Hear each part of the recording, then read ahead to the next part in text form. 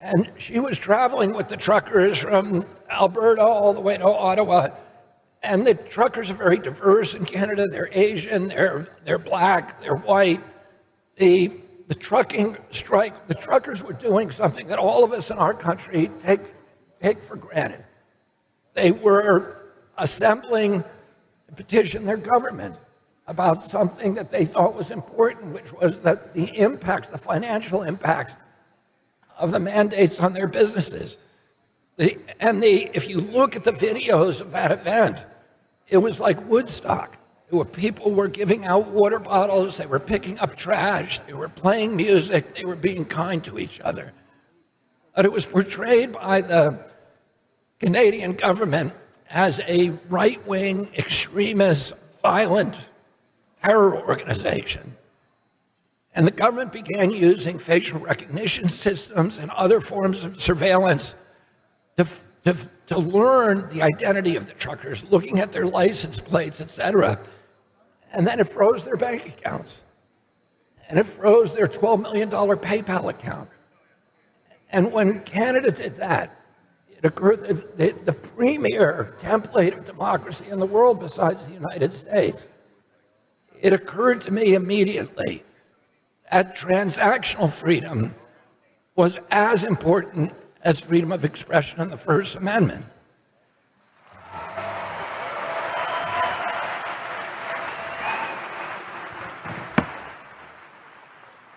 Because if the government has the capacity, none of these truckers were charged with a crime, much less convicted. And yet the government was able to shut down their bank accounts. They couldn't pay their mortgages. They couldn't buy diesel for their trucks. They couldn't buy food for their children. One trucker told me that he was going to jail because he couldn't make mandatory alimony payments. And if a government is able to starve you, to evict you from your home, if you speak out against it, if you criticize government policies, then we are on the road to totalitarianism and slavery. And I began at that time looking seriously for alternatives, and it was that incident that led me immediately to grasp the potential of this technology to provide transactional freedom and self-sovereignty. Last year at this conference, I proposed that as your president, I would fight to ensure the right to self-custody Bitcoin, to run nodes in our own homes, to stop the federal government from usurping the First Amendment rights to open source, privacy-enhancing technologies. I pledged to prevent government officials from adopting CBDCs, which would inevitably morph into what we saw in Canada, a malevolent tool for surveillance and control.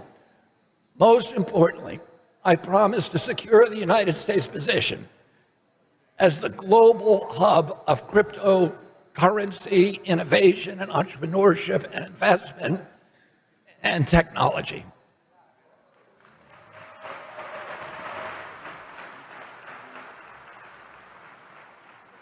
As a lifelong environmentalist, I embrace Bitcoin as a mechanism for incentivizing greater investments in green and renewable energy production.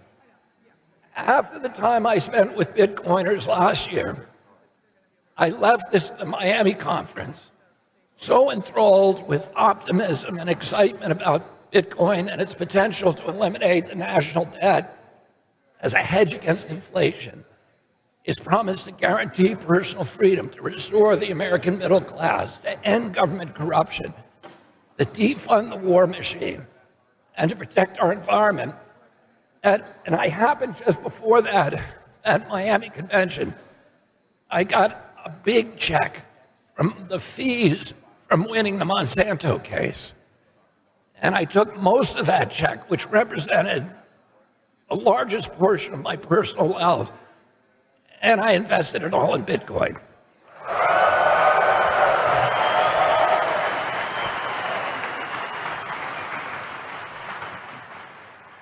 Now, I didn't do that with the hopes for a quick return on investment. I was told you might have to wait a long time, and you might have to have a lot of anxiety and angina. But so I was prepared for that. But if that had been my sole motive, by the way, I would not have been disappointed. So I got in it with good timing. But over the past year, I've gone even further down the rabbit hole. Let me put it, the orange rabbit hole. I'm convinced now more than ever that we have to work together to put all these proposals into action immediately. America's at a crossroads. We can either continue down the path we are on, racking up debt, constricting freedom, addicted to war, or we can look forward to use new technologies like Bitcoin to help us evolve, to achieve again our promise as a moral authority and the world's exemplar for incorruptible democratic governance.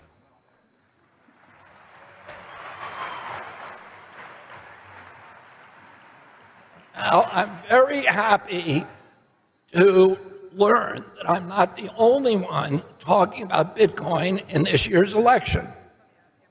Nothing could make me more joyful than to see other political leaders now jumping on the Bitcoin bandwagon.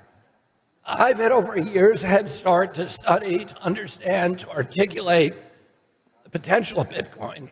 And my goal as the first Bitcoin president will be to enact policies that will make America the world's greatest representative for Bitcoin and a proponent of its democratic values. I grew up assuming that America would always maintain its status as the world leader, the leader of the free world. But ever since the collapse of the Soviet Union in 1993, we've paradoxically been moving in a declining spiral away from that role. Hubris, military adventurism, and corruption have put America's political and economic power in precipitous decline. Our dollar is rapidly losing its reserve currency status because we've weaponized it against other countries. When we disagree with the policies of another country, we kick them off the SWIFT system and we debank them. As a predictable result of that strategy, the BRICS nations are now in the process of de-dollarizing by getting off the petrodollar. They realize that trading their commodities and other hard resources for money that is printed out of thin air is a losing proposition. This trend will likely accelerate until we make the tough transition toward backing our debt obligations with hard assets again.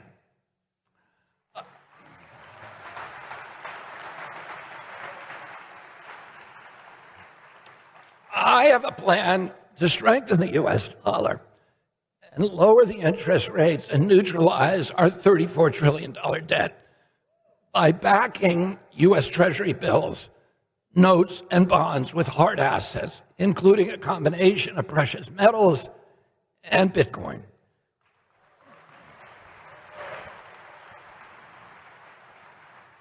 Backing U.S. debt obligations by collateralizing them with hard assets not only restores strength to the dollar, it reins in inflation, and it will usher in a new era of American financial stability, prosperity, and peace. The world needs to believe that we have safely handcuffed our government and its ability to create money out of thin air with no proof of work. The innovative strategy that I am proposing leverages the scarcity and liquidity of Bitcoin, along with gold and other hard assets, to restore the dollar's dominance in global finance. The world will rush to adopt an American-backed, decentralized currency that cannot be confiscated by governments, that can be traded and transacted on cell phones at the speed of light across every global border with no banking fees or other transactional friction.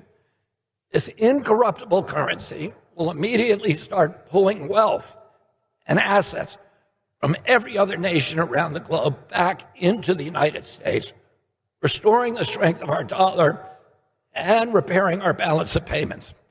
6 months before his assassination, my uncle President John F. Kennedy, signed an executive order that put silver coins in competition with the notes issued by the Fed.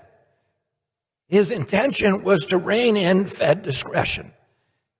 He had been a critic of Fed policy, and he hoped to end the discretionary monetary policy and the inevitable debasement of the US dollar. He understood that a highly leveraged economy leads directly to the destructive kind of wealth inequality that is today eroding American democracy and generating violence and division and discontent and hopelessness. Notably, after my uncle's assassination, the government immediately stopped issuing those silver coins and power returned to the Fed. My uncle apparently understood the potential for the Fed to evolve itself into a tyranny. Bitcoin has the potential to return monetary discipline to the Fed and to restore the dollar as the unchallenged global reserve currency. And just as Bitcoin can fortify the dollar, it can also secure America's position in cyberspace. I understand that tomorrow President Trump may announce his plan to build a Bitcoin Fort Knox and authorize the US government to buy 1 million Bitcoin as a strategic reserve asset. And I applaud that announcement, and we should all applaud it.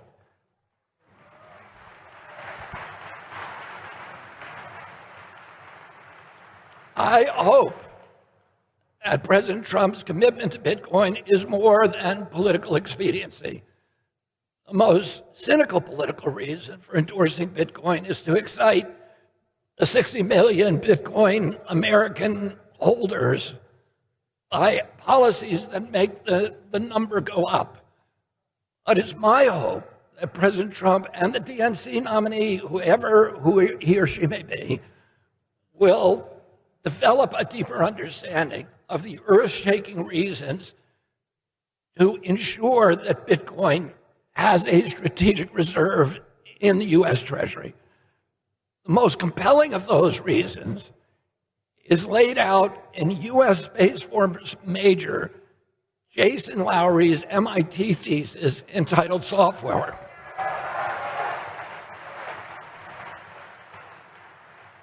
Major Lowery points out that Bitcoin has been mischaracterized as money, when in fact it is a cyber defense system that will protect our online identities and data